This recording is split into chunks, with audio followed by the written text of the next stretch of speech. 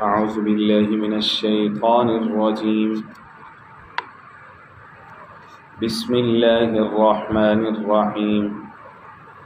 يسألونك ماذا أحل لهم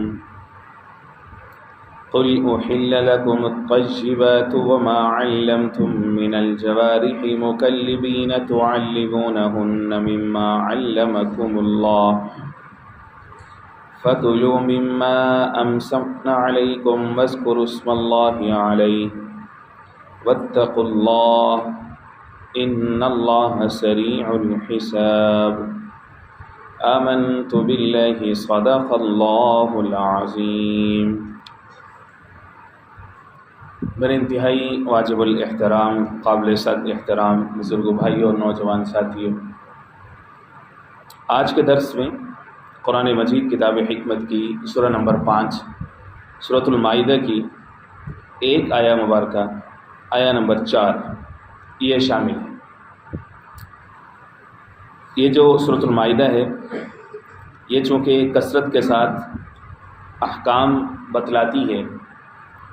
اور اس سورہ کا آغاز ہوا تو شروع میں ہی اللہ رب العزت نے فرما دیا احلت لکم بہیمۃ الانعام، تمہارے لیے بھائی جو چوپائے ہیں جانور ہیں وہ ہم نے حلال کر دی، الا ما یتلی علیکم سوائے اس کے کہ ان کے بارے میں آگے کچھ تلاوت آ رہی ہے، یعنی جن کو ہم حرام کریں گے تو ان کا تذکرہ بھی آگے آ جائے گا یا کیا جا رہا ہے۔ پھر آیہ نمبر 2 کے اندر فرمایا گیا کہ بحالت احرام میں تو ٹوٹلی تمہیں شکار منع ہے، جانور کا تم شکار کر نہیں سکتے۔ آیہ نمبر 3 کے اندر ایک فہرست دی گئی 9 طرح کے مختلف جانور جو گلا گھونٹ کر کے مر جائے، گل گھوٹو سے مر جائے، گہری چوٹ سے مر جائے، اوپر سے نیچے گر کے مر جائے، یا پھر کسی دوسرے جانور کے سینگ کے نتیجے میں اس کی موت ہو جائے، یا اسی طرح سے فرمایا کہ غیر اللہ کے نام پر جس کو ذبح کیا گیا، بتوں کے استانوں پر جس کو ذبح کیا گیا، اور خنزیر ہے مطلقاً حرام ہے، اور اسی طرح سے جس کو درندے کھا جائیں، وہ 9 طرح کی مختلف صورتوں کا تذکرہ ہوا آیہ نمبر 3 کے اندر۔ اس کے بعد پھر ایک فطری طور پر ذہن میں یہ سوال اٹھتا ہے، یا اس وقت بھی اٹھا اور متعدد صحابہ اکرام نے سوال کیا بھی، کہ اس سے معلوم ہوا کہ حلت کے دروازے بہت تھوڑے ہیں، یعنی زیادہ تر شکلیں جانور کے تو حرام ہونے کی ہیں، بھائی تو پھر حلال کیا ہے ہمارے لیے؟ ظاہر ہے کہ اس وقت کے جو لوگ تھے ان کا عام طور پر جو خورد و نوش کا جو ذریعہ ہوتا تھا وہ یہی شکار ہوتا تھا۔ ظاہر ہے کہ گلہ بانی وہاں پہ نہیں تھی، زراعت کھیتی باڑی وہاں پہ نہیں تھی، بزنس انڈسٹریز وہاں پہ نہیں تھی، تو ان کا جو ذریعہ معاش تھا وہ اسی شکار سے وابستہ تھا۔ اونٹوں کو پالنا ہے، بکریوں بھیڑوں کو پالنا ہے، تو انہی کا دودھ اور انہی کا گوشت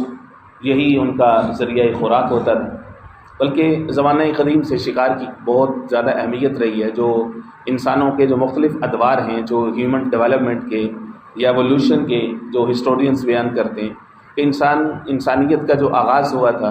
وہ ہنٹنگ اینڈ گیدرنگ سے ہوا تھا، یعنی لوگ بس اسی طرح سے شکار کرتے تھے، اپنے لیے کچھ کھانے پینے کو جمع کرتے تھے۔ ظاہر ہے کہ جدید زمانے میں تو یہ ایک بطور فیشن کے، ایک بطور سپورٹس کے اس کو، یا بطور شوق کے کہہ لیں کہ لوگ کرتے ہیں شکار، تو اس کی سگنیفیکنس ان احکامات کی بہت زیادہ ہے۔ یقیناً آج بھی خطہ ارضی کے اوپر کئی سارے ایسے علاقے ہوں گے جہاں پہ لوگوں کا فقط ذریعہ معاش جو ہے وہ یہی شکار ہے، لوگ کرتے ہیں شکار۔ تو اس وقت بھی کچھ ایسے صحابہ اکرام کے جن کے ذہن میں یہ سوال اٹھا تو انہوں نے آ کر کے یہ سوال کیا، یسألونک ماذا احل لهم۔ آیہ نمبر 4 کا آغاز بھی یہی ہو رہا ہے کہ لوگ آپ سے سوال کرتے ہیں ماذا احل لهم، کہ ان کے لیے حلال کیا ہے، کون سا جانور یا کون سا شکار ان کے لیے حلال ہے۔ تو قرآن مجید کا یہ خوبصورت انداز ہے کہ قرآن مجید عموم کی بات کرتا ہے اور پھر خاص اس صورت واقعہ کے اوپر آتا ہے، یعنی جو خاص مخصوص جو چیز پوچھی جا رہی ہے بعد میں اس کے اوپر آتا ہے۔ پہلے ایک عمومی بات کرتے ہیں، اور جو عمومی بات ہوتی ہے وہی اصل اصول ہوتا ہے کہ جس کے اوپر بعد میں جو انسان ہے وہ قرآن و سنت کی روشنی میں اپنے لیے متعدد مختلف پیش آنے والے مسائل کا حل خود بخود نکالنے کے قابل ہو جاتے ہیں یا اجتہاد کرتے ہیں۔ فرمایا قل، محبوب آپ ان سے یہ فرمائیں احل لکم الطیبات، حلال کر دیے گئے ہیں تمہارے لیے طیبات، پاکیزہ چیزیں۔ پاکیزہ چیزیں، چاہے وہ جانور ہوں چاہے غیر جانور ہوں، جو چیز بھی پاکیزہ ہوگی وہ تمہارے لیے حلال ہے، سیدھی سی بات۔ طیبات کے اوپر بات آیہ نمبر 3 کے ذیل میں بھی ہو چکی ہے۔ طیبات کا جو اپوزٹ ہے،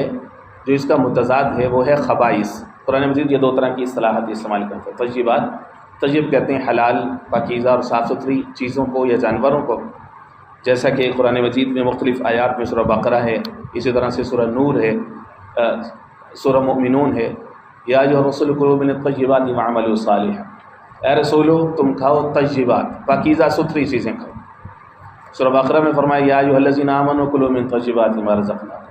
عمومی طور پر فرمایا کہ اے لوگو تم کھاؤ جو تمہارے رب نے تمہیں پاکیزہ چیزیں عنایت فرمائی۔ اس طرح سے اس کا الٹ جو ہے وہ خبائث ہے۔ سورہ اعراف میں اللہ رب العزت نے اپنے محبوب نبی کریم علیہ الصلوۃ والسلام کی یا نبی آخر الزمان کی جو کریکٹرسٹکس بیان کی ہیں، جو خصوصیات بیان فرمائی ہیں، ان میں سے یہ ہے وَيُحِلُّ لَهُمُ الطَّيِّبَاتِ، وہ طیبات اور پاکیزہ چیزوں کو تمہارے لیے حلال کرتے ہیں، وَيُحَرِّمُ عَلَيْهِمُ الْخَبَائِثَ، اور جو خبائث ہیں، ناپاک گندی چیزیں ہیں، ان کو تمہارے لیے حرام کرتے ہیں۔ گویا کہ انسان کو ایک چیلنج دے دیا کہ بھئی تم اپنی عقل سے اس کا بھی استعمال کرو، اور ساتھ ساتھ جو فطرت سلیمہ کا حامل جو شخص ہوگا اس کو خود ہی پتہ چل جائے گا کون سی چیز جو ہے وہ اس کی سرشت میں کیا ہے، اس کے اثرات انسان کے اوپر روحانی طور پر غلط ہیں، خراب ہیں، یا انسان کو جسمانی طور پر وہ چیز نقصان پہنچانے کا ذریعہ ہے۔ جیسا کہ مختلف طرح کے جانور ہوتے ہیں، کچھ درندے ہیں کہ جن کی سرشت کے اندر جو ہے وہ اس طرح سے درندگی ہے اور چیر پھاڑ کھانا ہے، شیر ہے، چیتا ہے، کتا ہے، اس لیے یہ حرام کر دیے گئے کہ ان کا گوشت کھائیں گے تو انسان کے اندر وہی اسی طرح کی چیزیں پیدا ہو جائیں گی۔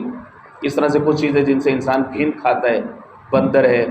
اسی طرح سے چھپکلی ہے، تو یہ ساری چیزیں، مینڈک ہے، یہ خبائث میں یہ سارے کے سارے آتے ہیں۔ فرمایا کہ یہ تمہارے لیے حرام کر دیے گئے۔ اب خاص اس صورت پہ آ گئے کہ بھئی حلال شکار پھر کون سے ہیں۔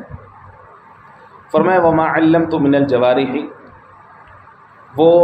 شکار تمہارے لیے حلال ہوگا کہ جو تم سکھاؤ، من الجوارح شکاری جانوروں کو، مکلبین ٹرین کرتا ہوں، یعنی ان کو تم نے تربیت کر دی ہو، تعلمونہن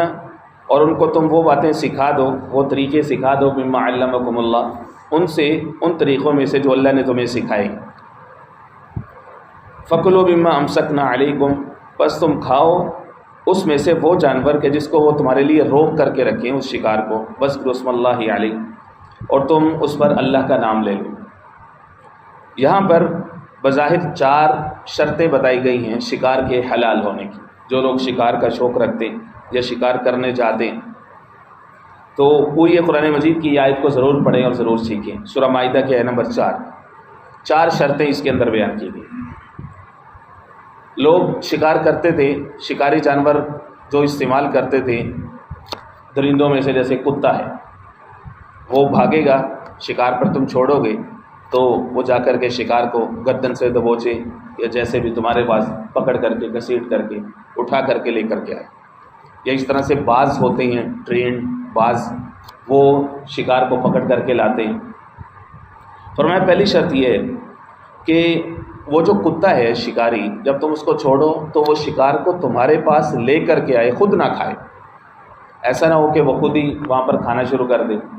یا جو باز ہے اس کی ٹریننگ کا یہاں سے پتہ چلے گا کہ تم نے چھوڑا ہے، اس کا یہ ہے کہ اگر وہ شکار کے پیچھے جا رہا ہے، تمہارا جو بھی اشارہ ہو تم اس کو بلاؤ تو وہ شکار کے پیچھے جاتا جاتا واپس آئے تمہارے پاس۔ اگر تمہاری آواز یا تمہارا جو کوڈ ورڈ ہے جس سے بھی تم نے ٹرین کیا ہے، مختلف علاقوں میں لوگوں کی اپنی اپنی زبانیں ہوتی ہیں جس طرح سے وہ جانوروں سے مخاطب ہوتے ہیں، اگر وہ واپس نہیں پلٹتا تو اگرچہ وہ بعد میں لے کر کے بھی تمہارے پاس آ جائیں، اس کا مطلب یہ ہے کہ ابھی تک وہ فلی تمہاری اس نے اطاعت قبول نہیں کی ہے،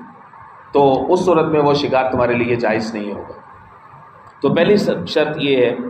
کہ وہ تمہاری اطاعت یعنی تمہارا سکھایا ہوا۔ اس کے بعد دوسرا یہ ہے کہ تم شکار پر خود بھیجو، وہ خود بخود نہ جائے۔ ایسا نہ ہو کہ ہیں تو ٹرین لیکن وہ گئے تھے اپنے لیے شکار کرنے، اور پھر جب لے کر کے آئے تم نے کہا چونکہ ہمارے ٹرین ہیں تو اس لیے ان کا جو بھی بچہ ہے یا جو بھی ان کے پاس ہے تو یہ ہمارا کتا ہے تو ہمارا شکاری ہے تو اس لیے ہمارے لیے جائز ہو۔ فرمایا نہیں، اس وقت حلال ہوگا جب تم خود اس کو جو ہے وہ بھیجو۔ یہ جو لفظ ہے الجوارحی اور مکلبین، جو پہلی دو شرائط میں نے آپ کے سامنے رکھی، پہلی جو شرط ہے وہ ہے جوارح۔ جوارح کا جو لفظ ہے یہ جرحہ سے نکلا ہے، جرحہ سے بنا ہے۔ جرحہ زخم کرنے کو بھی کہتے ہیں، کمانے کو بھی کہتے ہیں۔ ظاہر ہے کہ شکار سے لوگ جو ہیں وہ شکاری جانور کو زخمی بھی کرتے ہیں، اور اس طرح سے انسان کے لیے کمائی کا بھی ذریعہ ہے۔ قربان جائیے، قرآن مجید کا ہر ایک لفظ اس کے اندر کئی سارے پہلو سارے کے سارے جو ہیں وہ چلے آتے ہیں۔ تو جوارح کے لفظ کے اندر دونوں پہلو آتے ہیں۔ مکلبین سے دوسری شرط معلوم ہوتی ہے، وہ یہ ہے کہ شکار پر تم بھیجو، وہ خود بخود جو ہے وہ نہ جائے۔ کلب یکلب تکلیباً، تکلیب کا ایک مصدر ہے، اصل میں یہ کلب سے بنا ہے۔ کلب کہتے ہیں کتے کو، تکلیب کہتے ہیں کتے کو سکھانا۔ بنیادی طور پر اس اصطلاح کا آغاز تو کتوں کی ٹریننگ سے ہوا، لیکن بعد میں جتنے بھی جانور شکاری جانور ہیں ان سب کی ٹریننگ کو، ان سب کی تربیت کو جو ہے وہ عربی میں تکلیب کی اصطلاح جو ہے وہ ان کے لیے استعمال کی جاتی ہے۔ صاحب جلالین نے جو تفسیر لکھی ہے، حضرت نے اس آیا کہ یہ جو لفظ ہے مکلبین، اس کا ترجمہ انہوں نے ارسال سے کی ہے۔ ارسال، ارسل یرسل کا مطلب ہوتا ہے چھوڑنا، یعنی تمہارے اپنے تربیت یافتہ ہوں اور تم جو ہے وہ چھوڑو شکار کے اوپر، تب ان کا لایا ہوا شکار تمہارے لیے حلال ہوگا۔ تیسری شرط یہ ہے کہ شکاری کتا ہو یا جو بھی شکاری جانور ہے وہ خود نہ کھائے۔ مما امسکنا کے جو الفاظ ہیں کہ وہ تمہارے لیے روک کر کے رکھے، خود نہ کھائے، بلکہ وہ شکار کو ایسڈ تمہارے پاس لے کر کے آئے۔ اگر اس نے اس میں سے کچھ بھی کھا لیا تو اب وہ تمہارے لیے درست نہیں۔ فَكُلُوا مِمَّا أَمْسَكْنَا عَلَيْكُمْ، امسکنا علیکم، امسکنا کے جو الفاظ ہیں امساک سے نکلے ہے یہ لفظ، یہ صیغہ۔ امسکنا کا جب آگے صلہ علی آتا ہے جیسے یہاں پر ہے علیکم، تو اس صورت میں اس کا مطلب ہوتا ہے روک کر کے رکھنا، بچا کر کے رکھنا، خاص کر کے رکھنا، کسی چیز کو مکمل طور پر کسی اور کے لیے رکھنا، حفاظت کرنا، یہ سارے امساک کے معنی، جبکہ اس کا صلہ الہ ہو، جیسا کہ سورۃ الاحزاب کے اندر وہ جو واقعہ ہے ام المؤمنین سیدہ زینب رضی اللہ تعالیٰ عنہ کا، اور اس طرح سے جناب زید رضی اللہ تعالیٰ عنہ کا، کہ جب ان دونوں کا آپس میں نکاح ہوا تو نباہ نہیں ہو رہا تھا، تو حضور پاک صلی اللہ علیہ وسلم نے جناب زید کو یہ نصیحت فرمائی تھی، امسک علیک زوجک، ان کو سجیسٹ کیا امسک علیک زوجک، تو اپنے لیے اپنی بیوی کو روک کے رکھ، یعنی طلاق نہ دو، نباہ کرو، کوشش کرو کہ تمہارا معاملہ، تمہارا جو گزر بسر ہے وہ چلتا رہے۔ تو امساک کا جو جب صلہ علی آتا ہے تو اس کا مطلب ہوتا ہے کسی چیز کو خاص کرنا۔ تو فرمایا فَكُلُوا، تم کھا لو، مما امسکنا، جب وہ تمہارے لیے روک کر کے رکھے۔ تو یہ تیسری شرط ہے۔ چوتھی شرط یہ ہے جو اگلی آیا کا جو اگلا ٹکڑا ہے وَاذْكُرُوا اسْمَ اللَّهِ عَلَيْهِ، اس سے معلوم ہو وہ یہ ہے کہ جس وقت تم اپنا ٹرینڈ شکاری جانور کو چھوڑو اپنی مرضی سے، تو تم اس وقت بسم اللہ بھی پڑھ لو۔ بسم اللہ پڑھنا بھی ضروری ہے، جیسا کہ لوگ تیر کے ذریعے سے جو ہے وہ شکار کرتے تھے، تو جس وقت آپ چھوڑیں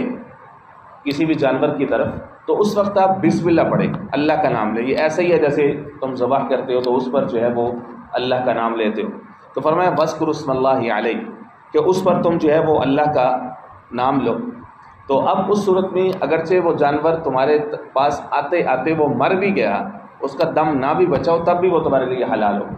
کیونکہ تم نے پہلے اس کے اوپر بسم اللہ جو ہے وہ پڑھ دی تھی۔ اور جدید سائنس نے جو جانوروں کی خصوصیات ان کے اوپر جو تحقیق کی ہے، جانوروں کی عادات کے اوپر، ان میں سے کتے کے اوپر بہت زیادہ جو ہے وہ تحقیق کی گئی ہے، ریسرچ کی گئی ہے۔ ہم سب لوگ جانتے ہیں اچھے طریقے سے کہ سائنس جو سائنٹیفک ڈیولپمنٹ ہے جس طرح کہ یو ایس اور مغرب کے اندر لیبارٹریز کے اندر کی جاتی ہے ہیومنس کے اوپر، اینیملس کے اوپر، تو ہر سال متعدد ریسرچ پیپرز یا تحقیقات سامنے آتی ہیں جانوروں کے اوپر بھی۔ تو جو کتے کے اوپر تحقیقات آئی ہیں اس کی عادات میں سے ایک یہ بھی ہے کہ جب وہ ٹرینڈ ہوتا ہے، سدھایا ہوا ہوتا ہے، تو جس وقت اس کا مالک شکار کے اوپر چھوڑتا ہے، وہ شکار کو جب پکڑتا ہے اس کے اوپر، جب وہ اپنے دانت گاڑتا ہے تو اس کے جو کچلی والے دانت جن کے اندر زہر ہوتا ہے تو ان کو وہ گاڑتا ہی نہیں ہے اس کے اوپر، اس حد تک وہ وفادار ہوتا ہے۔ اللہ نے اس کی اس طرح سے عادت اس کی تخلیق فرمائی ہے کہ جب مالک چھوڑے گا تو وہ زہر والے دانت اس کے اوپر کاٹتے ہی نہیں ہیں کہ میرا مالک جو ہے وہ اس کی وجہ سے اس کو نقصان پہنچ سکتا ہے۔ یہ اللہ رب العزت کی قدرت ہے، اللہ کی تخلیق ہے، اللہ کی ذات بڑی ذات ہے، وہ خلاق عالم ہے۔ کیسے کیسے انسانوں کو صرف ظاہری طور پر پیدا نہیں کرتی بلکہ ہر ایک کی سرشت اور طبیعت بھی اور اس کے اوصاف کی خالق بھی اللہ رب العزت کی ذات ہے۔ اور یہ ہیں 4 شرائط۔ لیکن امام اعظم جو فقہ کے بہت بڑے امام ہیں، امام ابو حنیفہ رحمہ اللہ، حضرت نے 5ویں شرط کا اضافہ فرمایا۔ 5ویں شرط حضرت نے یہ جو پہلا لفظ ہے وَمَا عَلَّمْتُ مِنَ الْجَوَارِحِ، الجوارح کے لفظ سے حضرت نے ایک شرط اور لگائی ہے، وہ یہ ہے کہ وہ جو شکاری جانور ہے تمہارا چھوڑا ہوا، وہ اس شکار کو زخمی بھی کرے، اس کو زخمی کرے گا، اس کا خون نکلے گا تو اس کا جو مغز حرام ہے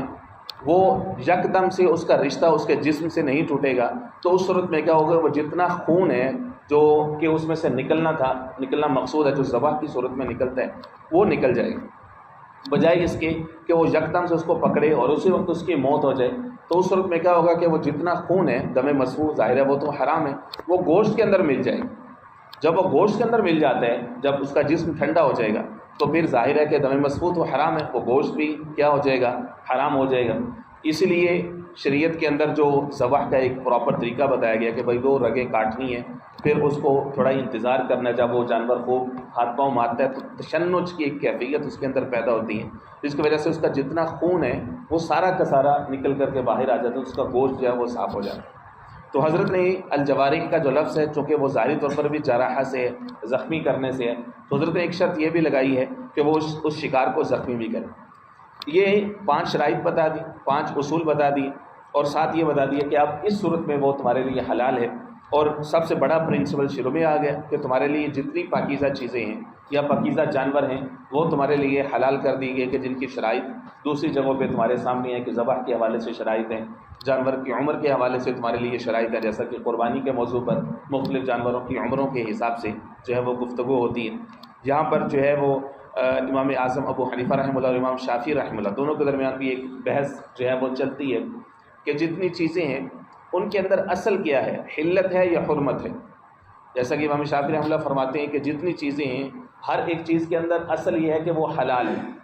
ہر چیز اصل حلال ہے، اس کی حرمت کے لیے ہم نے قرآن و سنت سے کوئی دلیل نکالنی ہے، حضور پاک صلی اللہ علیہ وسلم کے عمل سے، صحابہ اکرام کی اجماع سے۔ اگر اس کی حرمت پر کوئی دلیل آئے گی تو ہم اس کو حرام سمجھیں گے، ورنہ وہ چیز جو ہے وہ حلال ہے۔ امام ابو حنیفہ رحمہ اللہ چونکہ جو فقہ حنفی ہے اس کی بنا پر احتیاط ہے کہ اس میں زیادہ احتیاط کے اوپر چیزیں جو ہے وہ اصول بنائے جاتے ہیں،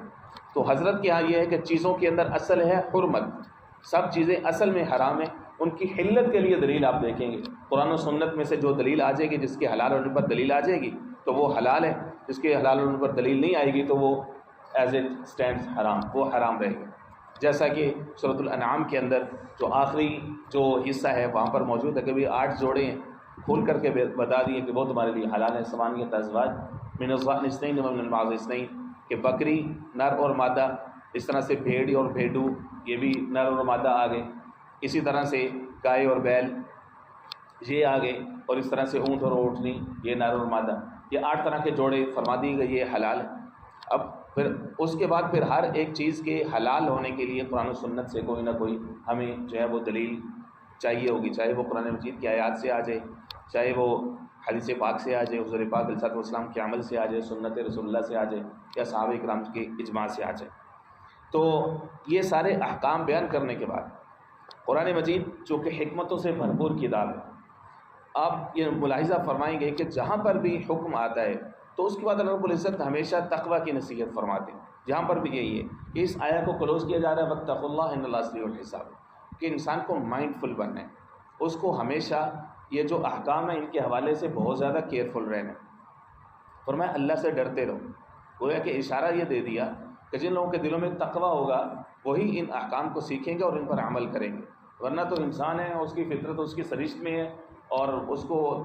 کائنات کی ہر چیز کے اوپر وہ غلبہ پانا چاہتا ہے، کیا انسان کیا جانور، جب جس کا چاہے جو ہے وہ اس کو آکیپائی کرے، اس کا شکار کرے، اپنی خوراک پوری کرے، اپنا کام سیدھا کرے۔ کون جانتا ہے قرآن مجید کیا کہتا ہے، کون جانتا ہے کہ سنت کیا کہتی ہے؟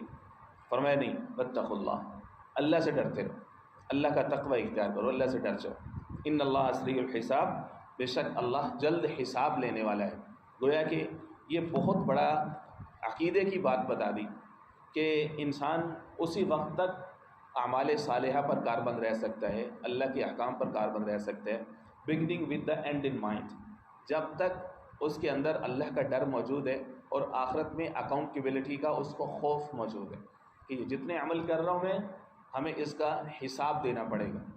اس لیے احکام کو اس انداز میں بیان کیا جاتا ہے کہ اس میں ساتھ ساتھ ہر ایک معاملے کو آخرت کے ساتھ نتھی کیا جا رہا ہوتا ہے۔ اگرچہ سورہ مائدہ احکام کے اوپر بات کرتی ہے، عقائد کے اوپر بات نہیں کرتی ہے، لیکن قرآن مجید کی جامعیت یہ ہے کہ ایک وقت میں ایک آیا کے مختلف رخ ہوتے ہیں۔ بات احکام کی تھی لیکن انسان کو متوجہ کر دیا آخرت والی زندگی کے ساتھ۔ ان اللہ سریع الحساب، جتنی نعمتیں تم اللہ کی کھا رہے ہو، اللہ رب العزت اس کا حساب بھی لیں۔ اللہ رب العزت آسانی فرمائے۔ وما علینا الا البلاغ المبین۔ بسم اللہ الرحمن الرحیم۔ اللہم صلی علی محمد النبی الأمی وعلی آلہ واصحابہ وبارک تسلیما کثیرا۔ اللہم نور قلوبنا بالقرآن وزین اخلاقنا بالقرآن وادخلنا الجنة بالقرآن ونجنا من النار بالقرآن یا رحیم یا رحمن یا رحیم یا رحیم۔